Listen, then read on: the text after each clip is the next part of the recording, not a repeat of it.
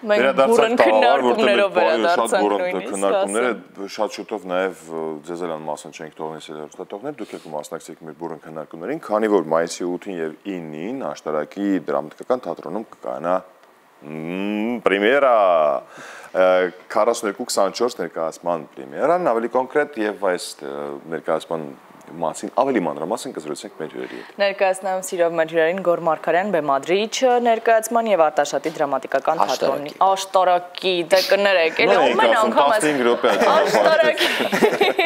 Դե Արտաշատը 15 րոպե չի հաստատ։ Արտաշատի Գեղարվեստա դրամատիկական թատրոն գեղարվեստական ղեկավար եւ Միշա Հակոբյան դերասան, բարի լույս։ Շատ ուրախ ենք, որ մեր տաղավարում ենք, բայց ել ավելի ուրախ ենք, որ ներկայացման պրեմիերայի առիթով եք այստեղ եւ այսպես Արթուր Միլլեր, ինչու։ Ինչու Արթուր Միլլեր, որովհետև այն ստեղծագործությունը, որ ընտրել ենք, առավել քան արդիական է ու լիքը ասելու բան կար այդ պիեսով եւ նաեւ ինքը համ խաղացանկային ներկայացում է, համ համատեղ նաեւ իմ արվեստանոցի ուսանողների ավարտական դիպլոմային աշխատանքն է, ավելի հարմար էր այդպես դերասաններին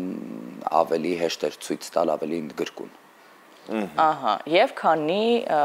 դերասան կան ներկայացման մեջ, քանի հոգի են բեմում։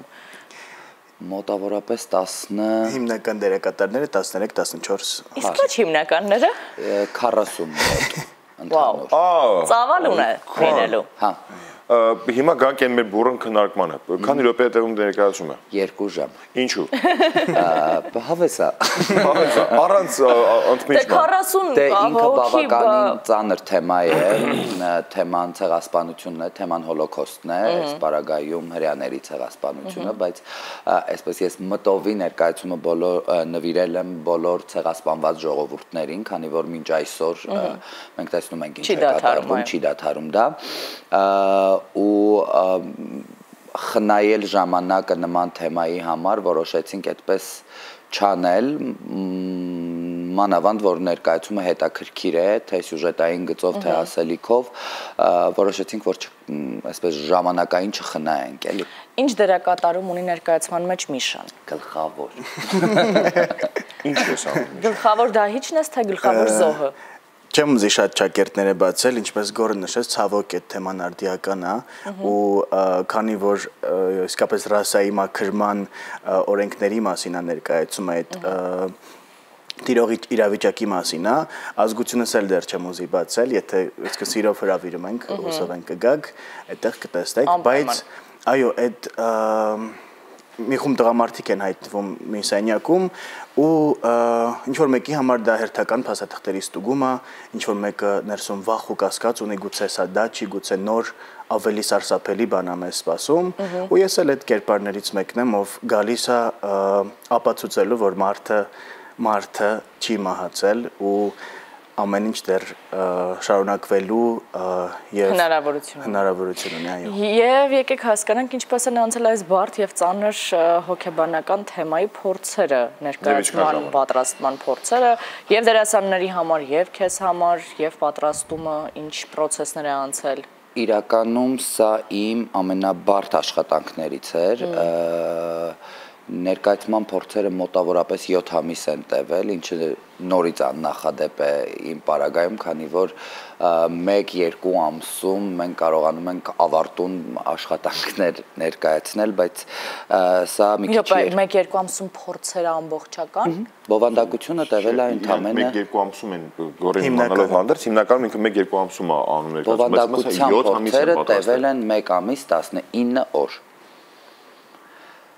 Ընթերցանության փուլը ներառյալ։ Ես մի քիչ փոխել եմ թատրոնի ֆորմալ այդ հատվածը, սկզբունքները ու սեղանի շուրջ հատվածը ընթերցանությունը մի քիչ մոտ ավելի կարճ է, հա։ Այս պարագայում էլ գրեթե չեղավ սեղանի շուրջ ընթերցանություն, այսինքն մոտավորապես 1-2 շաբաթ ենք նստել սեղանի շուրջ ու միանգամից անցել ենք բեմ։ 7 ամիս տևել են աշխատանքները, որովհետև իսկապես բարդ էր, այդ ընթացքում ուսումնասիրել ենք ցեղասպանություն երևույթ ամբողջությամբ, այսպես վիրտուալ տարբեր եղանակներով այցելել ենք տարբեր թանգարաններ։ Ես անցյալ տարի բախտ եմ ունեցել այցելելու Օսվենցիումի համակենտրոնացման ճամբարներ։ Դու ասացիր, ես փշաքաղվեցի, որովհետև ես էլ եմ եղել ու երբեք այլևս չեմ կրկնի այդ փորձը։ Այդ փորձը ինձ տվեց այս ներկայացումը, որովհետև երբ որ հիմա կհասկանաս ինչի մասին եմ խոսում, այդ ակնոցների կույտը, գլխարկների կույտը, իրանք ինձ ասին, որ պետք է ներկայացում անել այս թեմայի շուրջ։ Ով է նկարիչը։ Նկարիչը այս անգամ ես եմ համատեղությամբ Նելին Բարսեղյան, ես առանց Նելի երբեք չեմ աշխատում, բայց հիմնական ֆունկցիոնալ ու երևացող մասը իմ աշխատանքն է, ինքը այդպես շատ վառ պայմանանկարչական աշխատանք չունի, ավելի շատ մթնոլորտի վրա է աշխատում։ Մինիմալիզմ։ Իսկ երաժշտական հատված ունեն ձևավորմամբ։ Երաժշտականը չենք կարող ասել, որ մինիմալիզմին է պատկանում, որովհետև այո, ունի երաժշտական ձևավորում, նոր գրված երաժշտություն է։ Ով է կոմպոզիտորը։ Պարզ է, Նարեկ Կոսմոս, ում հետ ես աշխատում եմ արդեն որ 3-րդ անգամ ու ինձ թվում է դա շարունակական կլինի։ Նորից նրանք մեղում են լինելու։ Չէ, այս անգամ ոչ, ձայնագրությունը։ Բայց այնքան ուժեղ ու հզոր երաժշտություն է, որ կզգաք Նարեկի ներկայությունն էլ։ Ամբողջ ներկայացման ընթացքում հենց Նարեկի ստեղծագործությունն է։ Հա, միայն հեղինակային։ Ոչ, չէ։ Հրեական կոմպոզիտոր։ Էնպես է երաժշտությունը գրված, ոնց որ հրեական կոմպոզիտոր գրված լինի, որովհետև Նարեկը շատ արագ է կարողանում հասկանալ։ Թանգարանում եղել է Նարեկը։ Նարեկը ուրիշ համակենտրոնացման ճամբարների թանգարաններում է եղել, Գերմանիայում է եղել, ես Լեհաստանում եմ եղել։ Այսինքն ինքն էլ է թեմայի մեջ եւ այդ նույն թեմայի շուրջ միասին կարողացրեք ստեղծել։ Գոր իրականում ցեղասպանության թեման հատկապես մեր ժողովրդի համար ամենածանր թեմաներից մեկն է։ Ինչու որոշեցիր ու ինչու այս ժամանակահատվածում եւ որն է քո հիմնական հղումը եւ ասելիքը։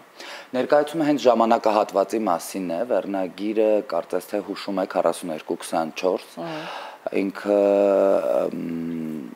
հեղինակի տված վերնագիրը չի, վերնագիրը մերն է, այսինքն 42-24 եւ հայելային անդրադարձն է եւ այն ինչ որ կատարվել է 42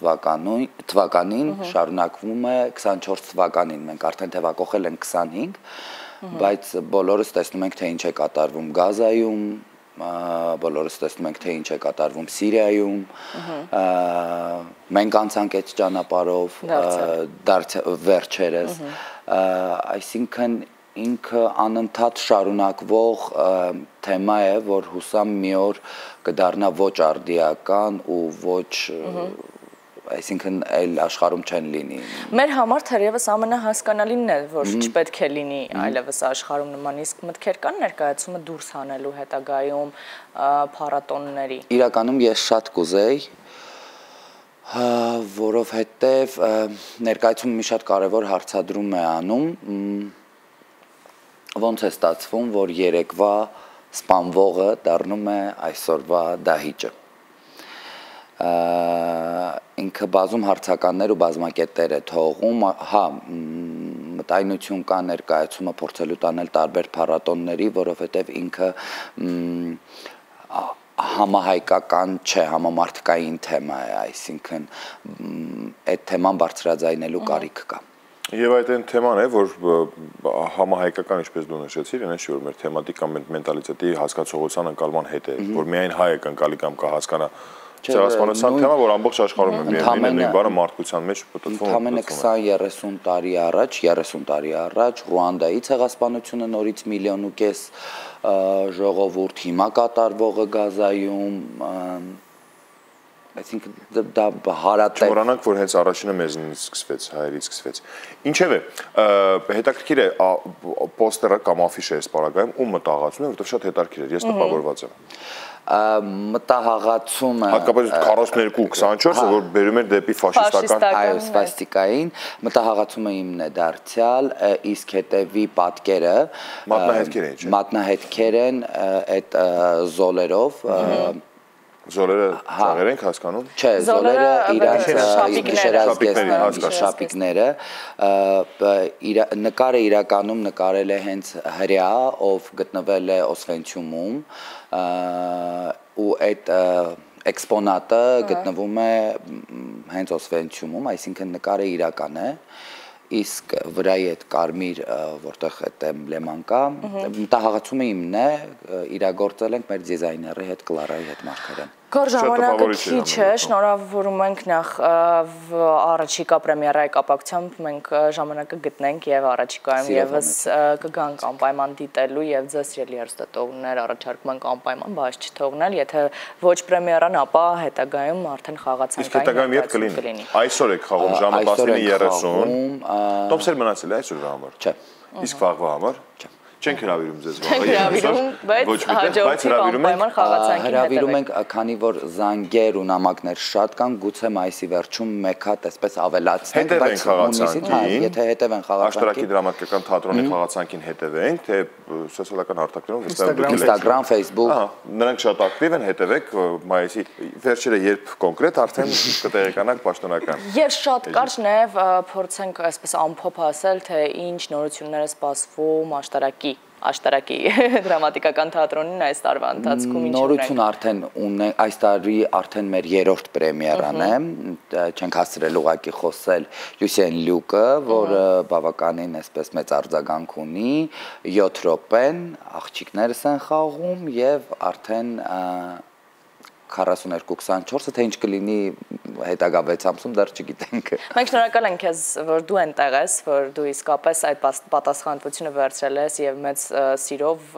ներդրումով անում ես այս աշխատանքը։ Շնորհավորում ենք նաեւ քեզ Միշա եւ հաջողություն ենք մաղթում այսօրվա եւ վաղվա համար։ Հաջողություն քեզ։ Ու կսպասենք դարձյալ ձեզ մեր տաղավարում։ Սիրով։ Հուսանք, որ այդ 6 ամսվա ընթացքում ինչքան էլ համեստություն արեցիր, դեռ մտքեր կծնվեն, մտահղացումներ, որոնք կյանքի կոչվեն, ինչպես ձեր դեպքում տնջ շատ արագ էքսպրոմ։ Մեր մոտ էքսպրոմտամ չգիտեմ ինչ եք կանել։ Մենք ամեն դեպքում ուրախ ենք ձեզ մեր տաղավարում տեսնել։ Հաջողություն ենք մաղթում այսօրվա առաջնախաղի եւ վաղվա համար եւ հետևեք անկեղծ, որպեսզի բաց թողնեք նաեւ մայիսի վերջում։ Մեծ սիրով հրավիրում ենք, կհրավիրենք, բայց տոմսեր չկան։ Ինչևէ։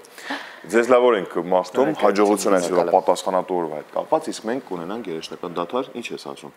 Երաժշտական դադար ունենք, Արտաշատ չէ։ Կգնանք շատ շուտով, իդեպ շատ շուտով գնալու ենք կարծես թե Արտաշատ, այդ ինչի չենք ասի դեռ, մենք էլ պարտագծեր չենք դեռ շուտ է, բայց արդեն մոտենում ենք մեր եթերի դրամաբանական ավարտին, նախքան դա մեկ անգամ էլ երաժշտություն վայելենք։ Երաժշտությամբ սկսեցինք, երաժշտությամբ ենք փորձենք ամփոփել այսօրվա մեր եթերը։